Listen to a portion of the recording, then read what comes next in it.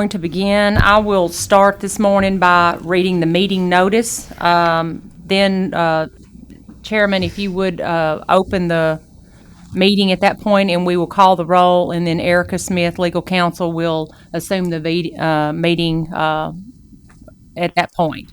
So the meeting notice is this hearing date, time, and location have been noticed on the Tennessee Motor Vehicle Commission website since May 3rd, 2019. Additionally, the notice for this informal hearing has been posted on the Tennessee Motor Vehicle Commission's website since May 3rd, 2019. This hearing has also been noticed on the tn.gov website. Mr. Chairman, if you could open the meeting at this time. All right, let's get started. It's 9:03 on May 15th, 2019, and this is John Roberts, Chair of the Motor Vehicle Commission of the State of Tennessee's Department of Commerce and Insurance. At this time, I will call to order this informal conference of the Motor Vehicle Commission on this Wednesday, May 15th, 2019. I would like to establish a quorum and do a roll call. When the executive director calls your name, please state your city and indicate whether you have anyone with you on the telephone. Chairman Roberts. I'm in Manchester, and no one's with me. Dan Norton. Commissioner Norton's not going to be able to be with us today. Commissioner Lee. Chris Lee in Bristol, and I have no one with me. Commissioner West. Charles West here in Alcoa, and I'm by myself. Commissioner Fox. Commissioner Fox. Commissioner Melton. Debbie Melton in Cleveland, Tennessee, and I'm here by myself. Commissioner Barker. Commissioner Barker in Nashville by myself. Commissioner Galvin. Commissioner Galvin, Gallatin, I'm by myself. Commissioner Murray. Commissioner Murray. Commissioner Kramer. Commissioner Kramer, Jackson, Tennessee, and I'm by myself. Commissioner Vaughn. Commissioner Vaughn, Memphis, Tennessee, and I'm by myself. Commissioner Jackson. Commissioner Jackson. Memphis, Tennessee, and I'm by myself. Thank you. Commissioner Tomaso. Steve Tomaso, Franklin, Tennessee, and I'm by myself. Commissioner Levy. Commissioner Levy, Chattanooga, by myself. Commissioner White. Commissioner White, Maryville, Tennessee, by myself. Commissioner Evans. Commissioner Evans. Commissioner Chabanian. Commissioner Chabanian.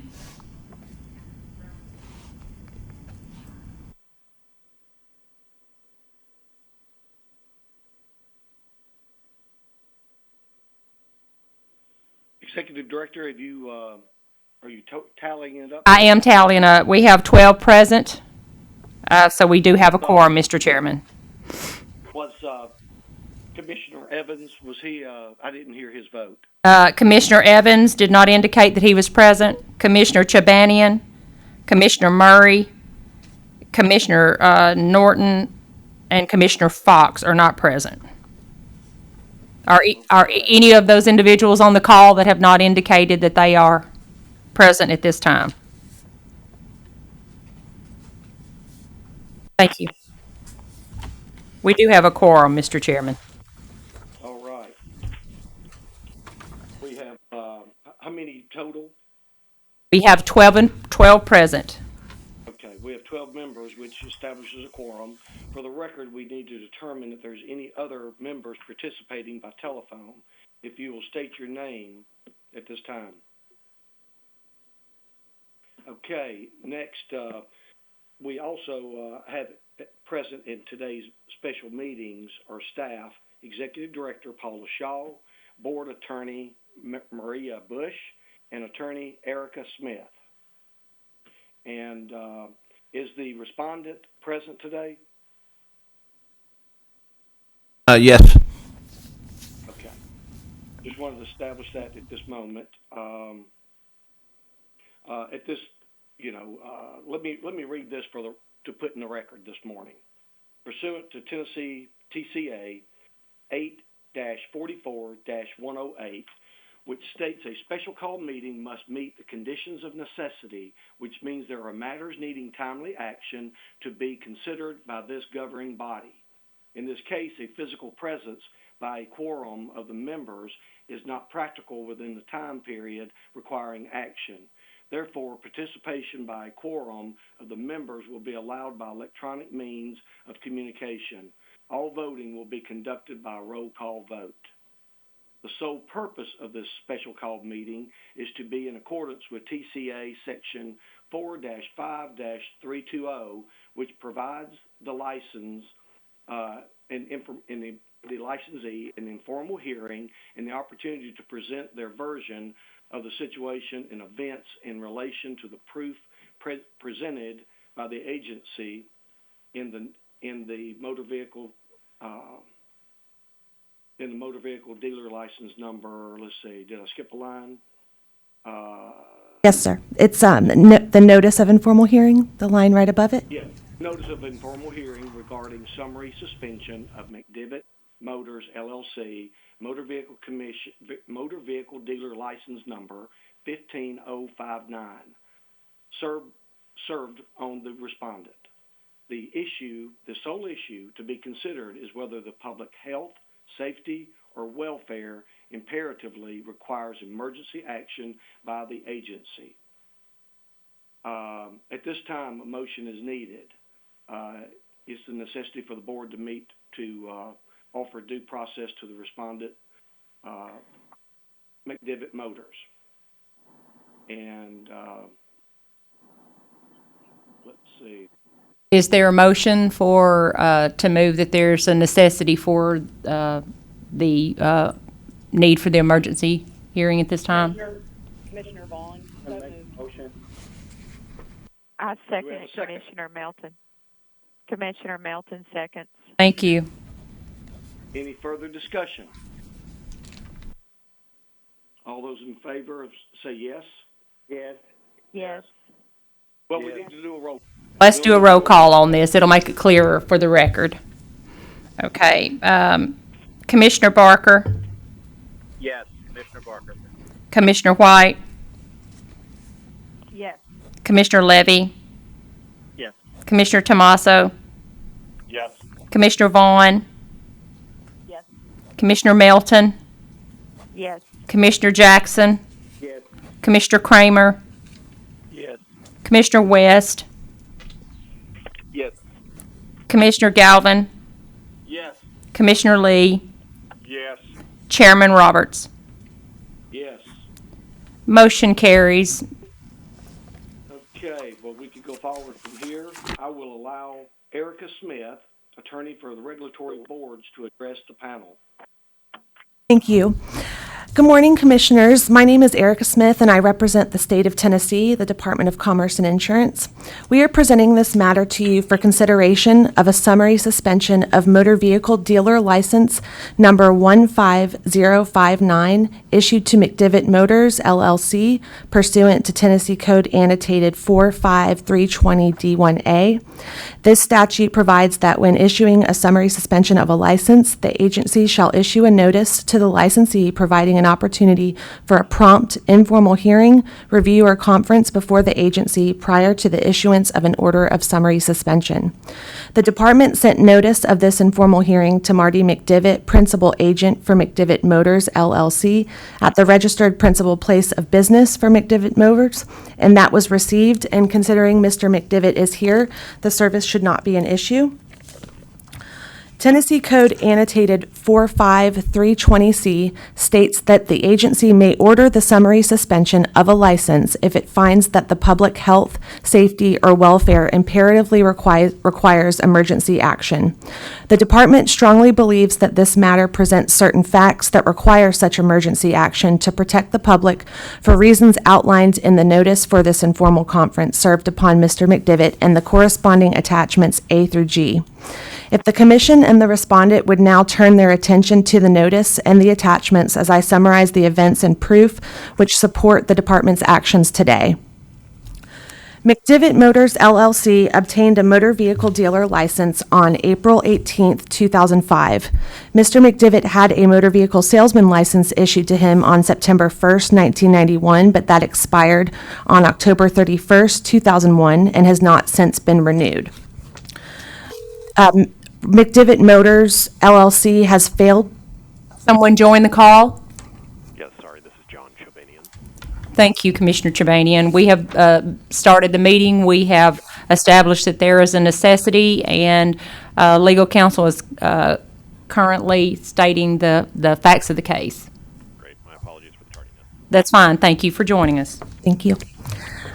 The respondent has failed to maintain his required liability insurance since September 11, 2018, and the surety bond has expired as of March 31, 2019, so any vehicles sold after that, the consumers would not be covered.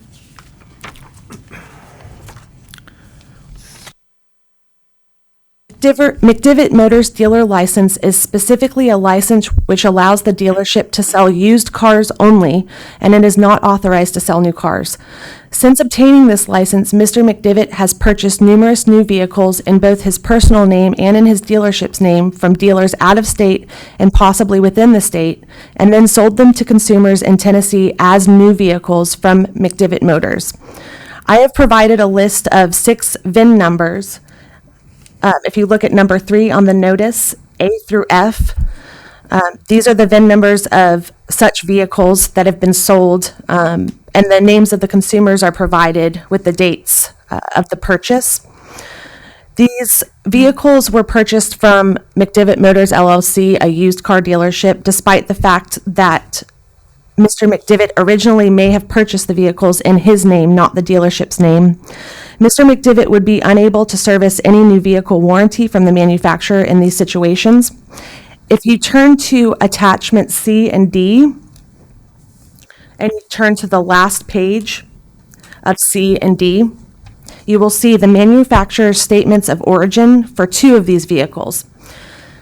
And if you turn your attention to the first line of these MSOs, specifically the name of the purchaser, you can see that Martin McDivitt has, the name Martin McDivitt appears in a typeface, but Motors LLC has been written in handwriting next to it. It is the department's opinion that Mr. McDivitt fraudulently altered this or instructed someone to alter it, most likely for the benefit of avoiding sales tax in both the state where the vehicle was purchased and in Tennessee, and to be able to turn around and sell the vehicles in Tennessee as new franchised cars, which again he is not authorized to do as a used car dealer. This also allows Mr. McDivitt to mark up the price of the vehicles from the amount he purchased them for when selling them to consumers in Tennessee from his dealership, and is incredibly deceptive to consumers because it makes it seem as though he can title new vehicles, which he cannot do except by forging the MSO to make it appear he purchased the new vehicle as a dealer. We have also received numerous complaints that Mr. McDivitt and McDivitt Motors has failed to pay off liens for new vehicles sold to consumers, which prevents the consumer from being able to obtain proper title to these vehicles after purchase. Mr. McDivitt may have eventually paid the lien off after problems arise or a warrant has been issued, but it is a pattern of behavior that seriously affects consumers and the dealerships he has purchased the new vehicles from. And if you turn to attachment G, you will see an affidavit for probable cause. And on April 12th, 2019, the state of Indiana filed this affidavit for probable cause against Marty McDivitt in the Marshall County Superior Court 1. The affidavit states that on February 22nd, 2019, Marty McDivitt picked up a vehicle he had purchased from Auto Park GMC in Plymouth, Indiana. Mr. McDivitt purchased the vehicle in the name of McDivitt Motors LLC with a check for $27,400. The check was returned due to insufficient funds on March 5th, 2019.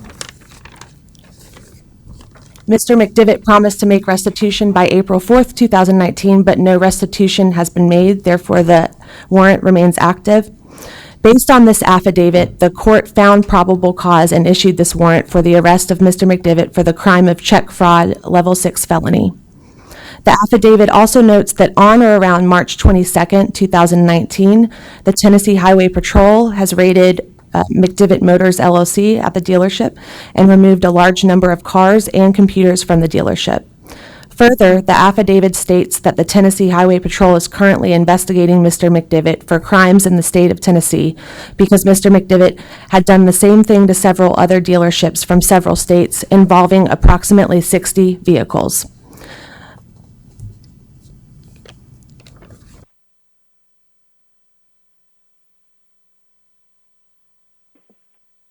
Therefore, there continues to be a threat to the public if Mr. McDivitt, as principal agent of McDivitt Motors LLC, is allowed to continue conducting business using his motor vehicle dealer license.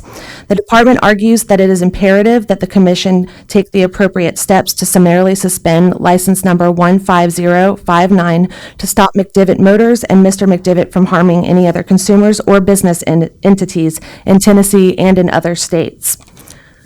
Pursuant to Tennessee Code annotated 5517-114, the commission may deny an application or license or revoke or suspend any license after it has been issued upon finding that the applicant or license holder has filed an application for a license that, as of its effective date, was incomplete in any material respect or contained any statement that was, in light of the circumstances under which it was made, false or misleading, and Mr. McDivitt filled out an application for his motor vehicle dealer license for McDivitt Motors LLC and selected used as the type of dealer that he would be operating as, and he is not authorized to sell these new cars. Therefore, the applicant has practiced fraud in the conduct of business in this way and in the other ways that I have just covered. Pursuant to Tennessee Code annotated 5517-114, the commission also can deny a license, revoke, or suspend if the motor vehicle dealer commits any act or practice involving the purchase, sale, repair, or servicing of a motor vehicle that, in the opinion of the commission, is false, fraudulent, or deceptive. The department feels that the evidence just covered is clear proof of consistent fraud in the conduct of business, and that Mr. McDivitt and his dealership has been acting in fraudulent and deceptive ways since as early as 2017. I thank you for your time and consideration of this matter and am able to answer any questions that the commission may have.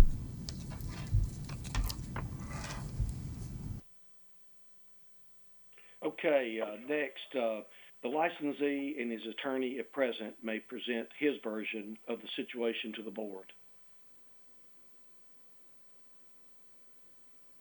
All right, thank you. My name is Marty McDivitt, and basically, the situation was we contacted when we started. It was never an intention to sell new vehicles. We were buying new vehicles, and not from out of state for sales tax purposes, but we contacted, when I say we, my secretary, because the one thing that I'm learning is I wasn't aware, I didn't do any paperwork or really know how to do title work or anything like that. I had a secretary for 15 years that would do the paperwork for me. It was my understanding that when we actually checked on this before I ever bought. I had such a large amount of customers wanting to buy new vehicles because they were having trouble dealing with the local Chevrolet dealer at this time that I wasn't overcharging them at all. I was actually I was saving them up to $3,000 to $4,000 per deal, giving them a much better deal, and just going online and buying, from other dealers.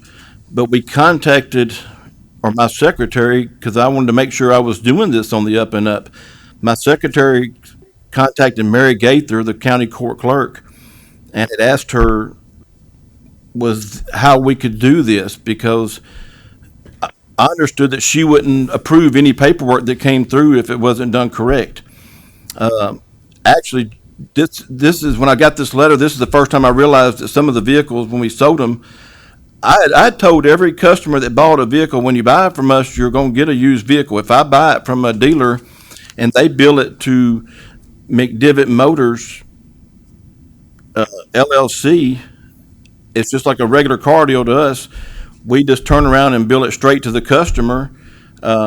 But I was under the impression the whole time that, because I've always told all the customers, it's still a new vehicle, but you are buying it is going to be marked used on our part, which obviously they're not marked used, they're marked new, which I'm unsure of how that was able to go through the county court clerk, because she's the one that advised us on how to take this action. I cleared everything with her when we first did it, and there was a mention of I even had her.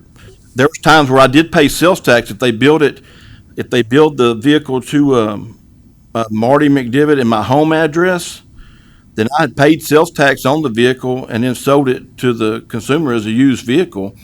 As far as changing any documents, I've never done that. I've never been aware of anything like that.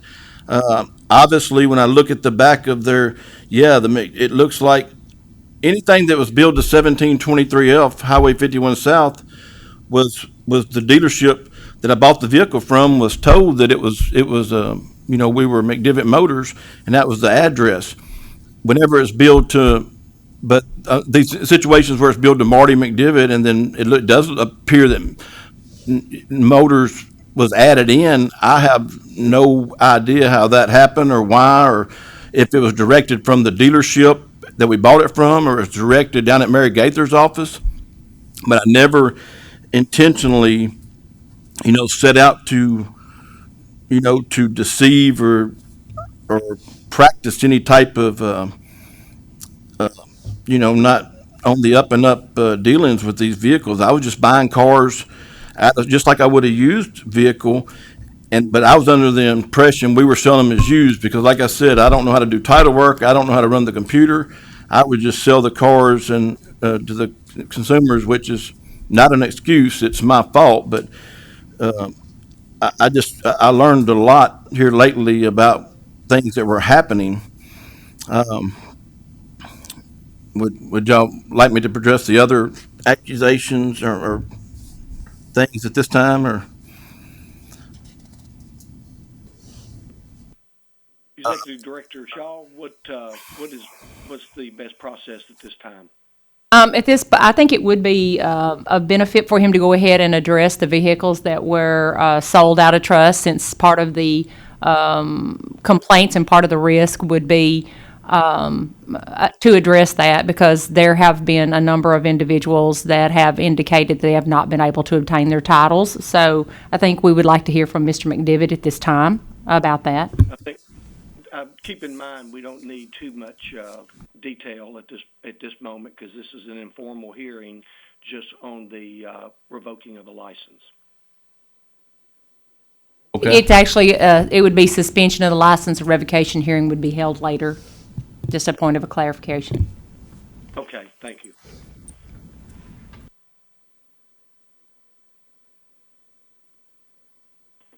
Mr. McDivitt, you go ahead and carry on. Okay, so just a shorter version of the things is what y'all want me to tell you. And of the vehicles, of the ones that are indicated in the complaints that the attorney referenced. Like the A, B through C, the new vehicles. That's correct. Yeah, what we did was, we went to buy these vehicles. Long story short, we called our county court clerk, Mary Gaither. I was assured. I'm not here to deceive anybody. There was a lot more than this, and we were buying them.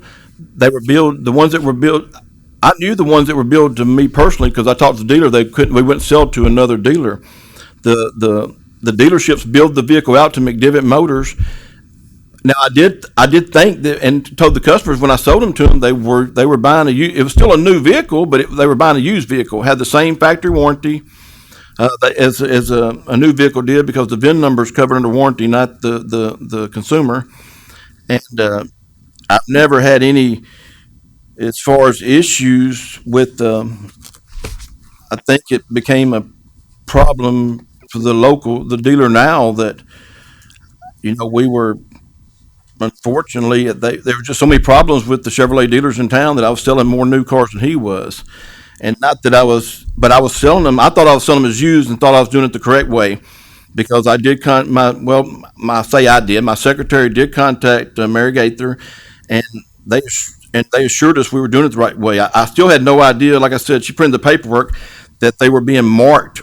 That was one of the things I was shocked to see, that on the buyer's orders, they were being marked as new, because I was under my understanding, I could mark them, they were marked as used, because I was still telling the consumers they were used. And I've, as far as the ones that were billed to Marty McDivitt at my home address, they were actually, I paid sales tax on those, registered in my name, and then sold them to the customer as a used car. And that was, now as far as the ones it does definitely altered, it says McDivitt Motors, handwritten. I have no idea why that's like that, or how that happened, but it was never my intent to try and change the paperwork or anything. I thought the paperwork came in. I don't even know how to do any of the paperwork. Matter of fact, I've never signed any of the paperwork, and I've never for sure directed anyone to alter any paperwork. That's just, that's just never been I always thought we've been open for 20 years, and I've always been, even around town, I don't have I still have 3 or 4 phone calls a day. People want me to get them cars, and I'm actually I'm just saying I can't, right now. And, because, not new cars, we went and located a lot of cars, used cars and everything. And, as far as you want me to get into the other things, the payoffs and stuff? You probably want to address everything that's in the notice. Okay. Yeah, so it was our intent that we never did, I didn't ever falsify anything or have any recollection of it. And my secretary had took another job about 2 or 3 weeks before all this, came tumbling down. And in that 2 weeks, I learned quite a bit of information that I wasn't aware of on payoffs that hadn't been done. So I immediately got to basically taking care of it all. There was plenty of money to take care of it. We currently have 14 titles in hand that we can't register for the consumer because they came in and took all of our paperwork. They took all of our paperwork, our computers. We have the titles in hand for 14 of these people, and we can't even register them. I can't just give them the title because they've already paid sales tax and they have all the paperwork. I've already paid sales tax to the state. So that's one of the issues we're dealing with right now. As far as people complaining about me, I've had 14 signed affidavits now that they were forced to file a complaint on me or threatened they wouldn't get their tags. Upon Mary Gaither had told the customers when they went down to the courthouse, they were directed to get their drive out tags down there when they took all of our stuff from the car lot. Then I started having numerous calls, and so far we've had 14 people that are not, they haven't signed the affidavit yet, but have told my lawyer they'll sign the paperwork that they did not want to file a complaint on me, that Mary Gaither told them if they didn't file a complaint, they would not get their drive out tag. And I have emails here that I can read to them if you want to see them, that are printed off our phone from customers. That just, it's unbelievable what they're saying. In other words, the complaints that we received, almost every customer has contacted me and said we didn't want to file a complaint. The police told us if we didn't file a complaint, they were not going to work on getting our paperwork to our car, and we might not ever get our title. And Mary Gaither was doing the same thing, which my lawyers contacted her now because she also was telling customers that McDivitt Motors, if you don't file a complaint against him, and customers were stating they didn't want to file a complaint against him because he's actually showed us the title, he just can't give it to us because they're holding all my paperwork. I can't show the lien holders and any of that stuff on there.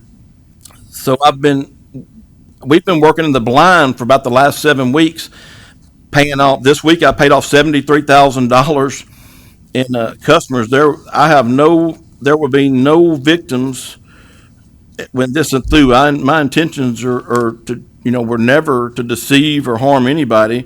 As you can tell from my record for 20 years, I've never, these are things that just happen at the, it's kind of a snowball effect where it was, it's my fault. It got neglected, and I'm trying to wrong a right now, and I'm not being allowed to by the local authorities and the county court clerk.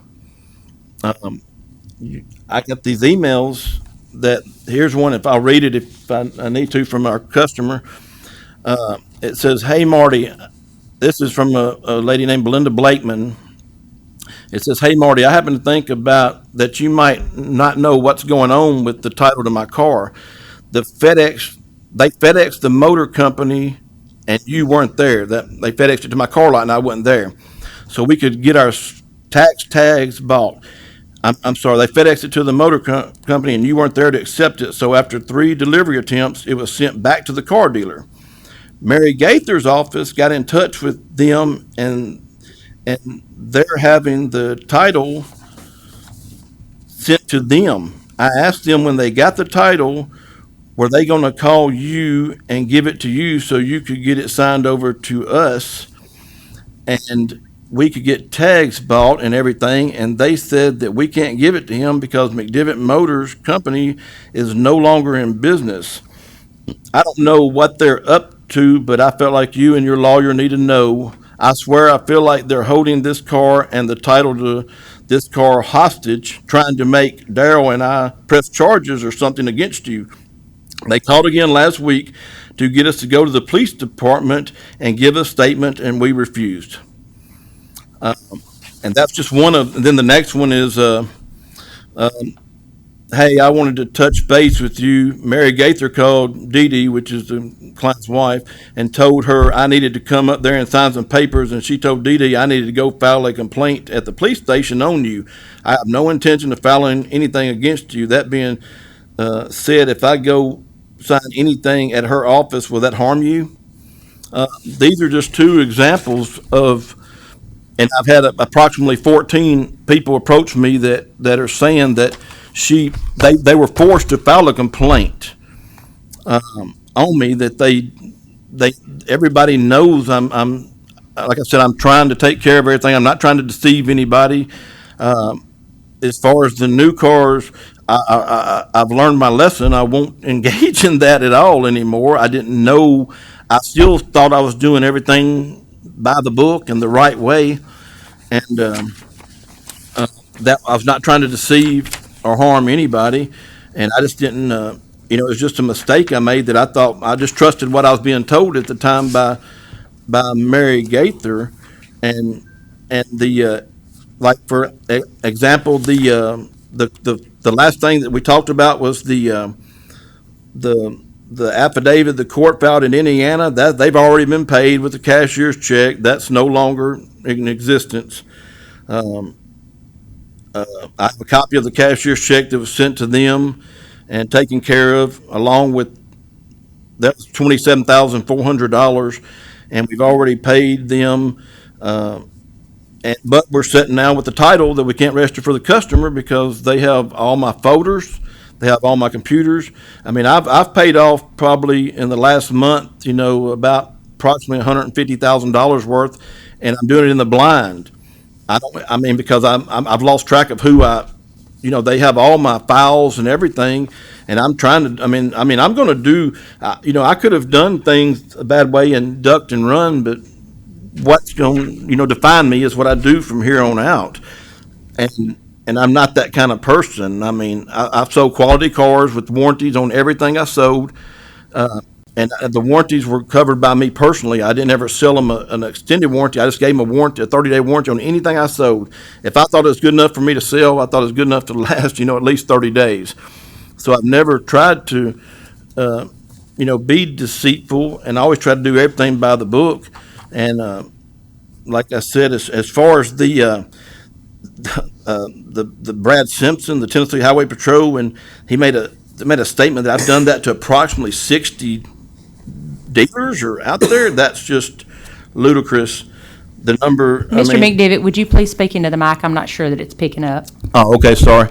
The at the end of the thing where it said that Brad Simpson with the Tennessee Department of Highway Patrol made a statement that he has approximately 60 vehicles.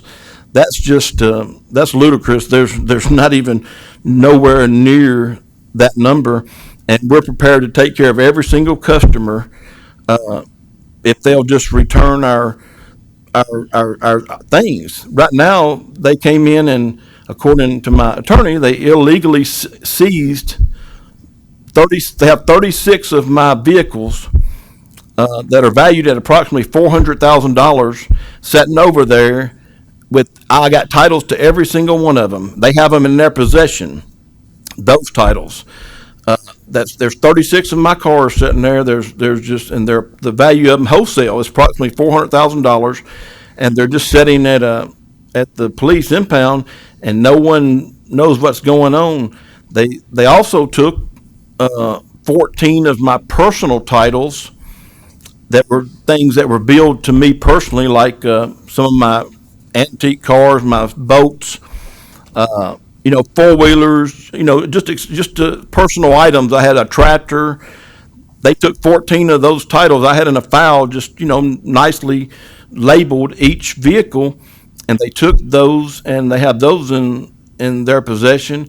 And like right now, I'm trying to just liquidate because we have plenty of assets to sell to fix the problem, and I have the titles to give to the customers. I just don't have the paperwork from the police department are holding it, and I can't give them. So we've made major strides, and I just like I said, I just didn't know a lot of this was happening, and I'm trying to I'm not ducking and running and hiding. That's why I showed up here today, and I'm just trying to make it right with everybody. I have no intentions of harming anyone, and I'm on everything's going to be, everybody will be paid off. I just don't even know some of the things I need to pay off. I'm calling customers I remember, right now, and just, telling them what we're doing, and we're trying to, we're just sending in payoffs every day, but if they would return my stuff and, at least let me liquidate the inventory, there would be no customer, they're wanting, I don't want I don't harm any customers. I want everyone to, to be taken care of, and everyone knows I'm going to take care of them. And that's why I'm still getting, like I said, 3 or 4 phone calls a day. People wanting to buy cars from me, and I tell them, if y'all not seen the car lot, there's not a car sitting on there. And they said, well, we don't care. We know it's just, I feel like I got, I mean, it's good it's happened because it's opened my eyes to a situation I didn't know was near, as bad as it was. And then once the smoke cleared and everything started coming in, there was titles coming in. We were financially in a lot better shape than I even thought we were, because for 20 years we've done a phenomenal job and sold a lot of cars, and it was just never my intent. And I thought everything we were doing were on the up and up. And like I said, I even called Mary Gaither when we started this and asked her, and I always thought if there was a problem, she wouldn't register it. She would, they would see it, but they, that was kind of how it all went down, I guess. But I apologize for being so long. I just wanted to try and get my point across. Thank you.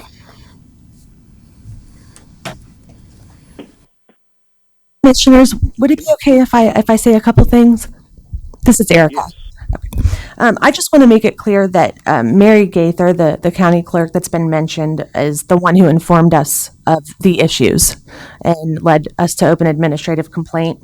And also, it's the department's strong opinion, and it's a fact that Mr. McDivitt and McDivitt Motors LLC does not need an active license to make restitution and to make this right. Therefore, summarily suspending his license would not affect his ability to do so. Thank you. And you're welcome to ask questions now to either myself or Mr. McDivitt. Commissioner Vaughn, I'd like to ask a few questions. Mr. McDivitt, how long have you been in the automobile business, not including just your dealership, but your automobile experience? Approximately 30 years. So you've had a sales license at least for 30 years? Well, I didn't have a salesman's license after 2001 because they told me since I was the owner, I didn't require one, a salesman's license. I've had a dealer license. I've had a salesman's license since up until, I've had a salesman's license for 10 years, 11 years. And since 2001, when I opened the car lot and I was the owner, they told me I didn't require a salesman license when I went to apply for it. Okay, thank you. Thanks.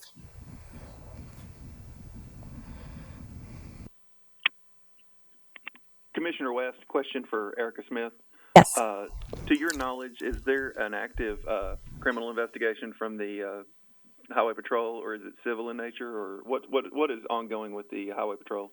Yes, there is an active criminal investigation by the Highway Patrol and an active investigation by the Department of Revenue.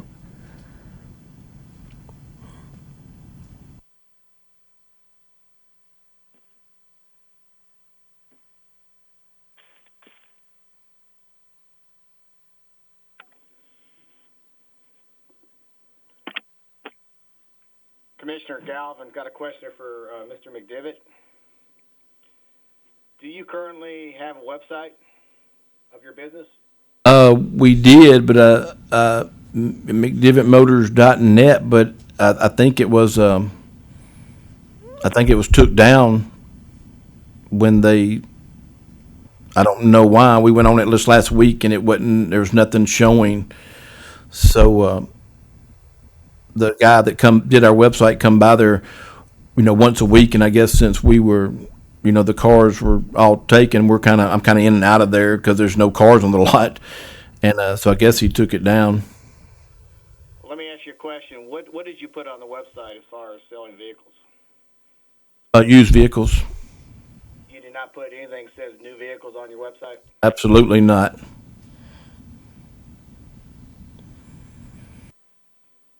It's strictly the new were just people that I knew in town. They would come to me. I never advertised or tried to pursue the new vehicles. I was actually just trying to help the customer out because they were just, frustrated with what they were getting out there. And I was, just making them, they weren't buying from me because I wasn't saving them a lot of money. The internet's, they know what they can get for their car and they know what they can buy a vehicle for. And I didn't realize that, I didn't realize there was anything wrong. Okay, my next question is, you told your customers that these new vehicles were title used, is that correct? Yes, sir. Do you have any documents or statements of the customers saying that on record, that you told them that? No, because I can get that. I can get that from any one of them I sold to, because they, it would be marked as a used vehicle. So I was under the assumption, but obviously, there's the ones they've selected here, they're all marked as new, but the customers knew that I was a used car dealer, and I told them, I said, when I buy a new car. I mean, it gets billed to McDivitt Motors. When it gets billed out to y'all, to the consumer, it's going to be marked as used, which obviously there are some cases where it was not marked as used, but I wasn't aware of that. And, but the customers were all I said, you're still getting the same vehicle. It's just on the title, it'll say new or used. It'll say used, the intention was supposed to be happening. But like I said, I don't know if Mary Gaither I mean, she was the one that approved all this, and then she's the one that ultimately called, and I don't know what her intentions were when she called, but she was to make, I mean, she's the one that told us how to do this.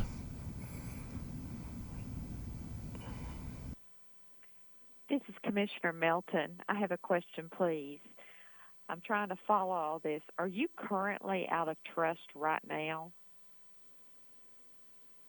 Not that I'm aware of. I'm just, I'm not, I don't have any cars on the lot. So I'm not, I don't know that, Mr. Melton, can I clarify your question to Mr. McDivitt? Yes, please. Are there, I think what the commissioner's asking you, do you owe any outstanding liens or floor plans on any of the vehicles that you've sold? yes, I do. I do owe some, and we're ready to clear that up. The reason we're clearing them up every day. Every day we're clearing them up, the ones that we know we owe. But we're kind of fighting in the dark right now because they have all of our paperwork, all of our folders, and my intentions, we're ready to pay everybody off. Mr. McDivitt, thank you. Can you tell us how much you owe in outstanding liens and floor plans at this time? Not exactly, because they have all of our floor plans and the liens. Everything I know is just by memory. Okay, you have a general number? The general number is about $150,000. Thank you. I think, does that get to the answer to your question, Commissioner Melton? Yes, it does. Thank you. Thank you.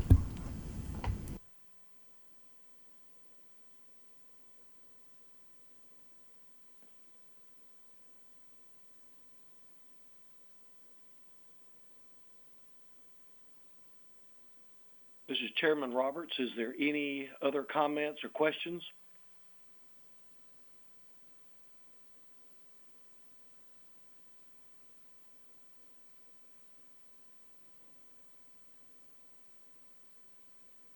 Is there a motion to either order the summary suspension of the licensee's motor vehicle dealer license number 15059 until a formal hearing, or to decline to order the summary suspension of the respondent at this time? Commissioner Vaughn, I'd like to make a motion for summary suspension. I would this Commissioner Lee. I would second that. Any further discussion?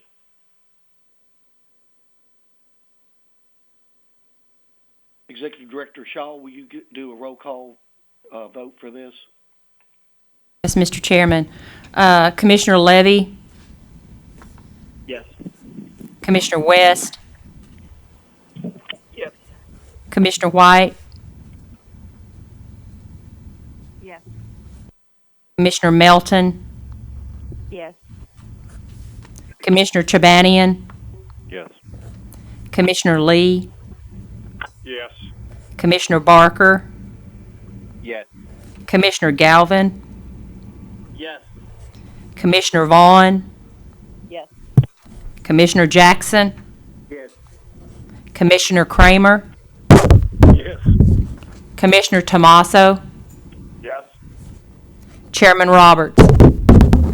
Yes. Mr. Chairman, the motion carries to order summary suspension of Mr. McDivitt's dealer license. Okay. Is there any more things to come before us today that I've missed? Can you repeat that? I said, is there anything else that we need to cover? We've got the motion carried to suspend his license. No, I think that is everything, Chairman. Thank you. Okay. Is there a motion to adjourn?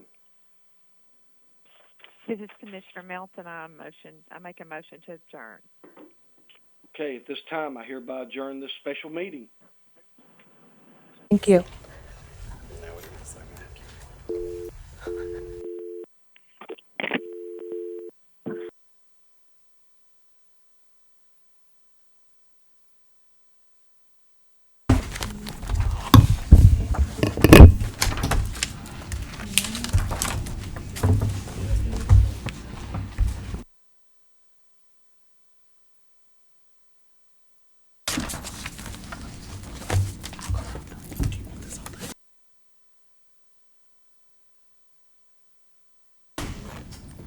What is the summary? What's that mean? The summary